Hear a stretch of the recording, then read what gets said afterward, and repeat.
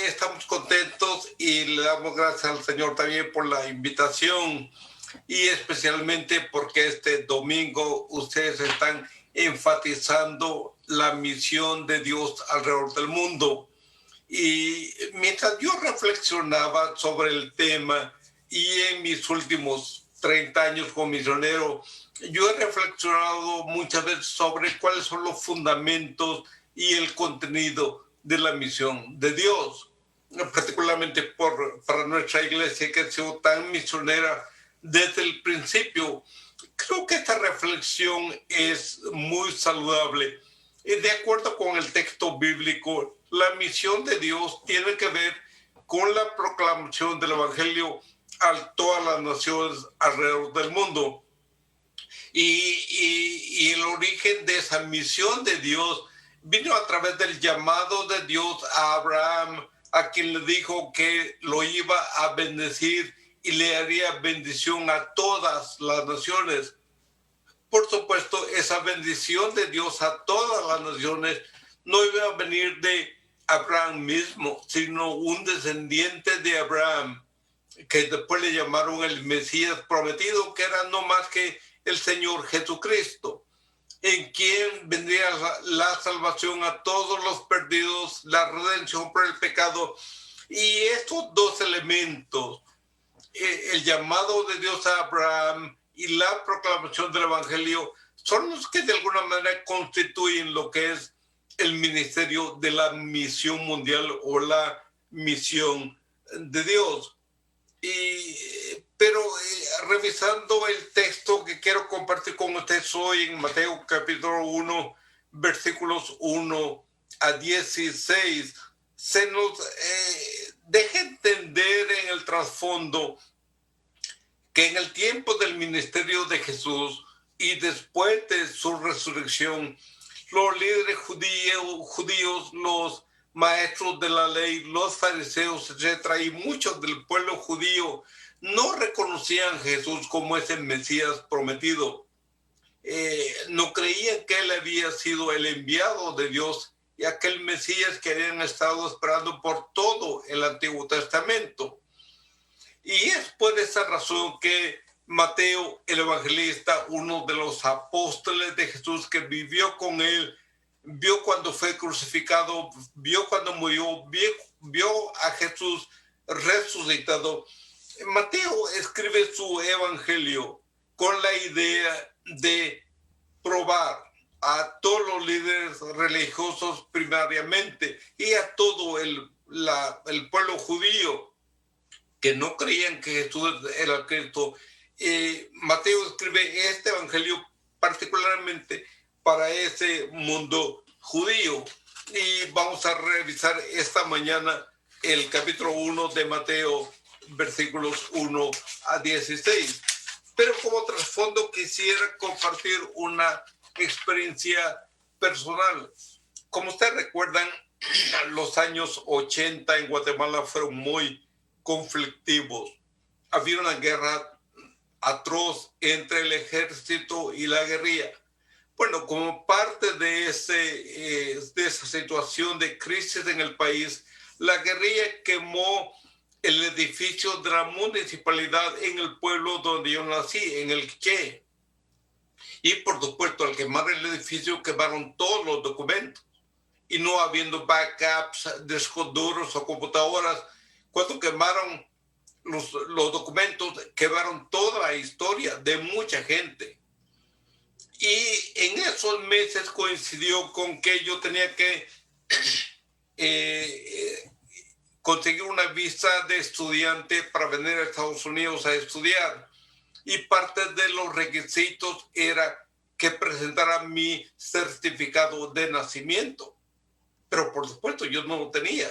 Y por supuesto la guerrilla al quemar el edificio y todos los documentos también quemó la única evidencia que yo tenía para probar que yo era quien decía ser, que yo había nacido de quien decía que había nacido y que yo había nacido en el lugar que yo decía que había nacido. Y en esta dificultad no tenía cómo comprobar eso, pero era requisito para obtener la visa. Y entonces, al hacer preguntas, Miguel, bueno, tiene que ir de regreso al lugar donde nació, con sus padres y testigos para probar que lo que usted está diciendo es cierto. Bueno, fuimos una historia larga. El alcalde del pueblo era cristiano.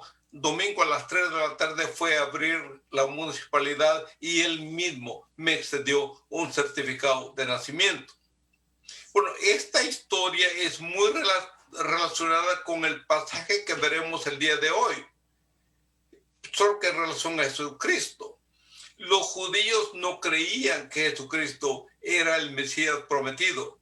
Y una de las maneras que se usaba en el pueblo judío, en el pueblo de Israel, era trazar una genealogía que llevara hasta atrás muchas generaciones para mostrar de dónde esta persona había nacido, para probar si era genuinamente judío y genuinamente y legalmente judío. De otra manera no era aceptado como parte del pueblo.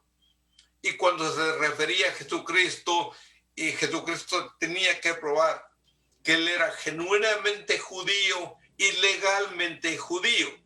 Y por eso entonces es que Mateo empieza su evangelio desde el versículo 1 a 16 diciendo, genealogía de Jesucristo, hijo de David, hijo de Abraham. Y ahí Mateo está queriendo conectar a Jesucristo directamente con estos dos líderes portentosos, dos de los más grandes líderes del pueblo de Israel, David, el rey David, y Abraham, el patriarca de quien nació la nación de Israel. Así que Mateo utiliza este pasaje de capítulo 1, versículos 1 a 16 para desarrollar, comunicar esta genealogía de Jesucristo. Por supuesto, este es un pasaje que para muchos puede parecer difícil de entender. Para otros, bueno, ¿cómo es posible sacar un mensaje de una genealogía? Particularmente porque son supuestamente 42 generaciones que Mateo está describiendo acá. Sin embargo, cuando yo estaba estudiando este pasaje que me llamó tanto la atención, mi corazón empezó a moverse con mucho entusiasmo, con mucha alegría, con mucha devoción, porque yo me di cuenta de la gracia de Dios mostrada a través del nacimiento de Jesucristo, de su genealogía.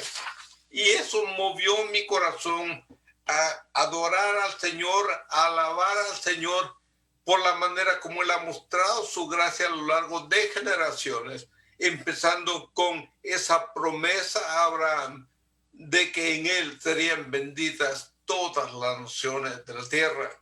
Y por supuesto, la bendición a todas las naciones tiene que ver con la proclamación del Evangelio alrededor del mundo. Tarea que ahora desarrollan nuestros misioneros. Estas personas que dejan su casa, sus parentelas, sus amigos, su cultura, su idioma, para ir a lugares remotos o aún dentro de las mismas ciudades para proclamar el Evangelio del Señor. Pero ese entendimiento, por un lado, de la gracia de Dios demostrada en el Evangelio y la promesa que Él le hizo a Abraham de que en Él serían benditas todas las naciones, movió mi corazón a adorar al Señor. Y yo quisiera compartir con ustedes esta invitación a través de entonar lo que yo he llamado un himno de adoración en 3 estrofas. Y estas 3 estrofas, porque creo que hay 3 temas muy singulares en esta genealogía, pero el salmista, Mateo empieza diciendo, la primera estrofa del himno es, adoremos al Señor por la seguridad de su promesa. Adoremos al Señor por la seguridad de su promesa. Y él menciona esto en el versículo 1 del capítulo 1, cuando dice, libro de la genealogía de Jesucristo, hijo de David, hijo de Abraham. Pero mejor leamos el pasaje para que podamos ver qué es lo que Mateo está diciendo. Él empieza diciendo, libro de la genealogía de Jesucristo, hijo de David, hijo de Abraham. Abraham engendró a Isaac, Isaac a Jacob y Jacob a Judá y a sus hermanos. Judá engendró de Tamar a Fares y a Sara. Fares a Esrom y de Esrom a Aram. Aram engendró a Aminadab, Aminadab a Nazón y Nazón a Salmón. Salmón engendró de Rahab a Boaz, Boaz engendró de Ruth a Obed y Obed a Isaí. Isaí engendró al rey David y el rey David engendró a Salomón, de la que fue mujer de Uría. Salomón engendró a Roboam a Abías y Abías a Asa. Asa engendró a Josafat a Joram y Joram a Uzías. Uzías engendró a Jotam a Acaz y Acaz a Ezequías. Ezequías engendró a Manasés a Amón y Amón a Josías. Josías engendró a Jeconías y a sus hermanos en el tiempo de la deportación a Babilonia. Después de la deportación a Babilonia, Jeconías engendró a Salatiel y Salatiel a Zorobabel. Zorobabel engendró a Abiud Elequim y Elequim a Azor. Azor engendró a Sadoc a Akim y Akim a Eliud. Eliud engendró a Eleazar a Matán a Jacob. Y Jacob engendró a José, marido de María, de la cual nació Jesús, llamado el Cristo. Bueno, es un pasaje un poco difícil de entender y de predicar, pero yo creo que tiene tres joyas que nosotros debemos develar. Y la primera es esta afirmación de la seguridad de la promesa de Dios dada a toda la raza humana cuando él dice, libro de la genealogía de Jesucristo, hijo de David, hijo de Abraham. Así que Mateo les dice a los judíos que no querían creer en Jesucristo como un genuino y legal judío. Él dice, no, él vino de David y vino de Abraham. Y esto era para mostrar, para probar quién era Jesús mismo. Y él dice, bueno, podemos trazar a Jesucristo, a José, a David y a Abraham.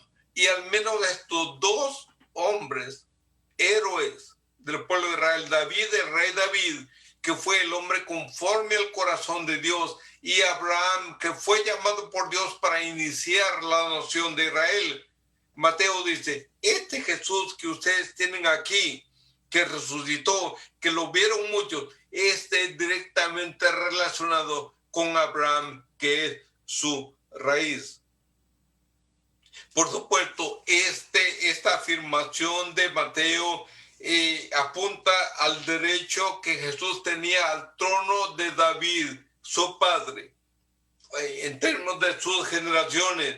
Esto no es hablar del linaje de Jesús de parte de José, su padre adoptivo, sino de su madre María, a través de quien vino Jesucristo a este mundo como el Salvador del mundo. Y por supuesto a los judíos les encantaban las genealogías porque allí podían probar ellos quiénes eran y saber que ellos legalmente pertenecían al pueblo de Israel. Así que Jesucristo pudo probar ese elemento y Mateo dice, yo doy fe de que Jesús es hijo de David, hijo de Abraham. Y creo que esto resalta otro elemento, hermanos, que es importante cuando nosotros hablamos de las misiones mundiales, y es que la misión de la proclamación del Evangelio alrededor del mundo se basa y tiene su origen en ese pacto que Dios hizo con Abraham y con su pueblo, de que a través de esa proclamación del mensaje de la promesa de Dios, es que todas las naciones serían restauradas, redimidas, por parte de todos aquellos que creyeran en el Señor Jesucristo.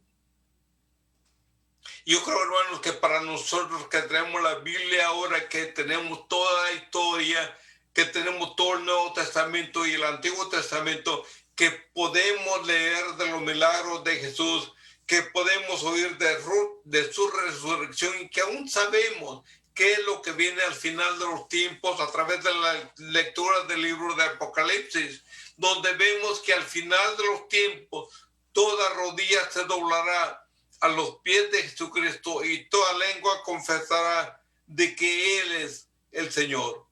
Nosotros podemos entender que es nuestro privilegio entonar un himno de adoración en 3 estrofas, empezando con adorar al Señor por la seguridad de su promesa. Fue seguro, Mateo afirmó, que Jesús vino de David y vino de Abraham, que él era un judío legal y genuinamente miembro del pueblo de Israel.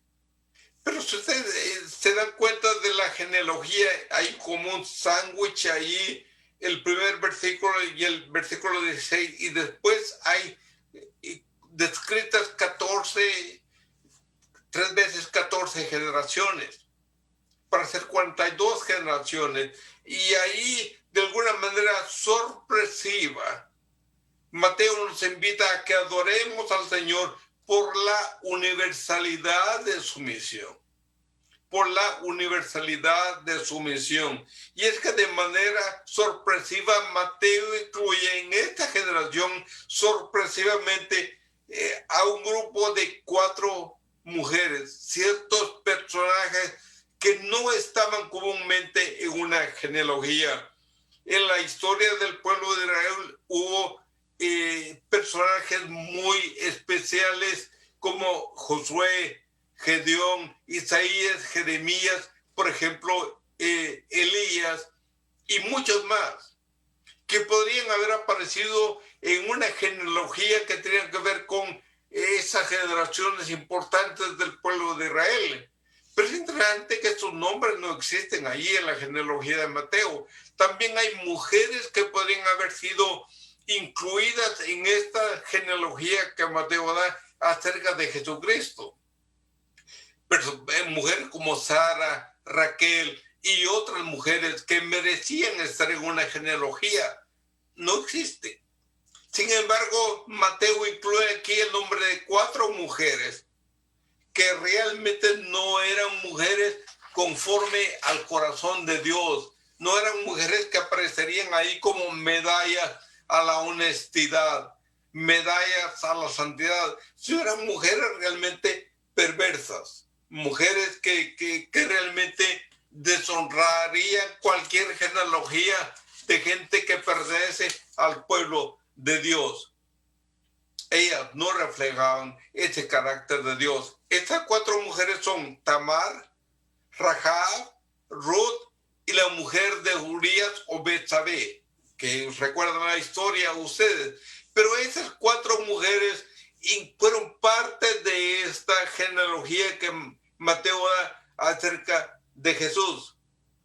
Y creo que Mateo incluye a estas 4 mujeres en la genealogía de Jesús para mostrar lo que es la gracia, el perdón, la redención de parte de Dios. Porque estas mujeres realmente eran ejemplos de la corrupción, de la perversión, no de la santidad, de la piedad que Dios requería en su pueblo. Empecemos con Tamar, por ejemplo. ¿Quién fue Tamar? Tamar fue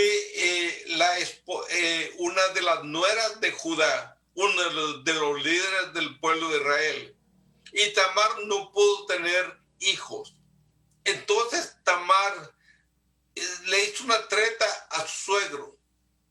Porque Tamar dijo, bueno, yo no puedo seguir sin hijos, no tengo herencia, no tengo prestigio en el pueblo de Israel. Así que entonces lo que decidió fue que supo que Judá, su suegro, iba muchas veces al pueblo a comprar comestibles, etc. Y ella decidió un truco, se fue a la ciudad y a la entrada de la ciudad se vistió de prostituta, de ramera, con toda la pintura, el vestido, etc. Y se cubrió el rostro con un velo. Y cuando Judá iba entrando a la ciudad, la vio parada y le gustó mucho y le dijo, bueno, ¿puedo estar contigo? Ella dijo, por supuesto. él le preguntó, bueno, ¿cuál es el precio? Y ella dijo, bueno, ¿qué me das? Y él dijo, bueno, te mando una cabrita. Y ella dijo, de acuerdo. Pero dijo, ¿por qué no hacemos una cosa? Como déjame una prenda para saber que me vas a mandar la cabrita. Quiero tu báculo y tu anillo. Si me los dejas, entonces yo te los devuelvo cuando me envíen la cabrita. Bueno, él estuvo con ella, se fue a regreso. A los pocos meses, Tamar resultó embarazada. Y fueron y le dijeron a Judá, mira, tu nuera está embarazada. Y él dijo, saber con quién se metió. Así que hay que apedrearla para matarla de acuerdo a costumbre. Cuando Tamar se dio cuenta que Judá andaba buscando para matarla, ella le mandó un mensaje a Judá y le dijo, mira, ¿de quién son estos, este báculo y este anillo? Y Judá dijo, ya me descubrieron. Esta mujer era la ramera de la ciudad. Y entonces esta mujer que había cometido tal atrocidad contra Judá, uno de los líderes del pueblo, su nombre resulta en la genealogía de Jesús. El segundo nombre es Rahab, que esa sí era una ramera de profesión. Vivía en la ciudad de Jericó y cuando el pueblo de Israel iba a conquistar Jericó, enviaron espías a la ciudad para ver si la ciudad era muy fortificada, muy fuerte, pero entonces los espías andaban en la ciudad y entonces tuvieron que quedarse varios días ahí y fueron a buscar algún lugar para quedarse. Y ella le dijo, vengan para acá, ustedes pueden quedarse en mi casa. Y por supuesto, pues entraron por protección, no para estar con ella. Y él dijo, bueno, yo los voy a proteger, les voy a dar techo, comida y todo con una condición, que cuando ustedes entren a Jericó y la conquisten, ustedes salven mi vida y la vida de mi familia. Y los espías se tuvieron de acuerdo. Y entonces le dijeron, pon este cordón rojo sobre tu puerta y cuando conquistemos la ciudad no te haremos daño. Y así fue. El pueblo entró, conquistó la ciudad y libró la vida de Rahab con su familia. Pero esa es otra prostituta que también apareció ahí, que engañó a su propio pueblo, fue desleal a su propia nación para proteger a los espías, para salvar su propia vida. La tercera mujer es Ruth. Esta era una mujer gentil, pero que es una mujer que vino desde afuera, que no era miembro y que no era un miembro del pueblo de Israel. Vino desde fuera, como una foránea, como una extranjera, pero ella trató de servir a Dios y de adoptar el Dios de su suegra. Y sirvió al Señor después que lo conoció. Pero ella era una gentil que no pertenecía al pueblo de Israel. Y el Mesías supuestamente para los judíos iba a venir solo para el pueblo de Israel, no para los extranjeros. Sin embargo, estas tres mujeres, y la más infame de todas fue la mujer de Urías, que fue la que engañó, en cierto sentido, provocó a David y se acostó con David, a tal punto que aceptó que David matara a su esposo Urías. Esta mujer infame, que se llamaba Betsabé, también apareció en la genealogía de Jesús. Y uno se pregunta, bueno, ¿por qué razón? ¿Por qué razón estas cuatro mujeres tan infames, tan corruptas, tan pecaminosas aparecen ahí? Y la única explicación que nosotros tenemos es que la gracia de Dios se manifiesta no solo para aquellos que son santos.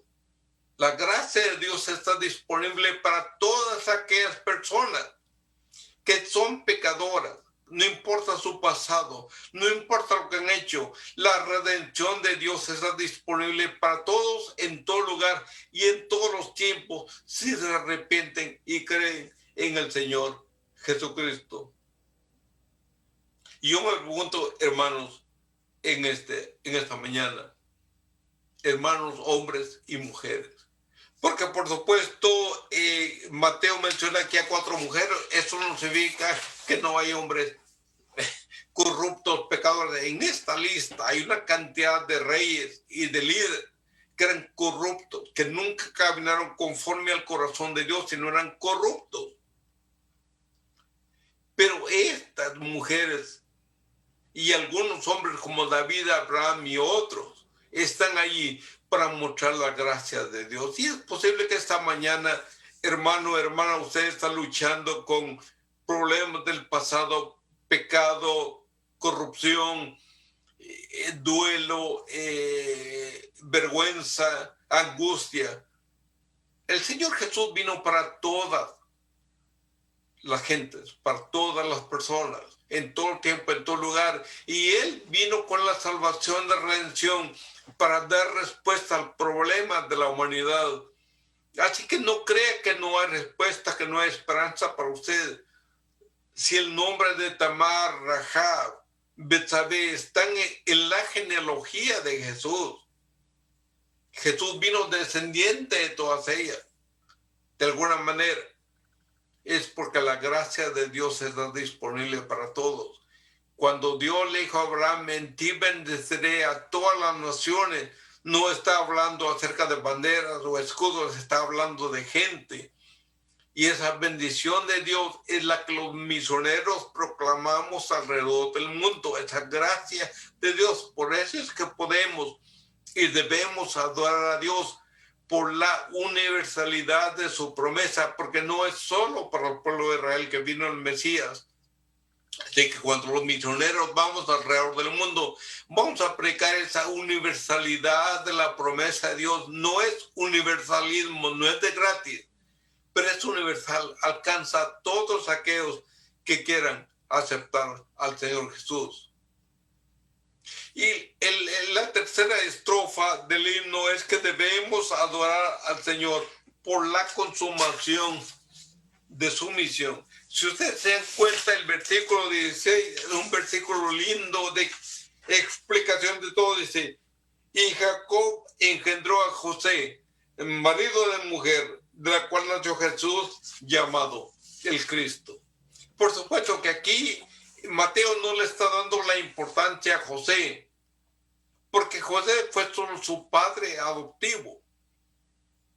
Aquí lo que Mateo está diciendo es, y Jesús nació de María, que era esposa de José, pero María fue preñada, como dicen en buen castellano, por el Espíritu Santo. Lo que nació en María fue germinado por el Espíritu Santo, no por José.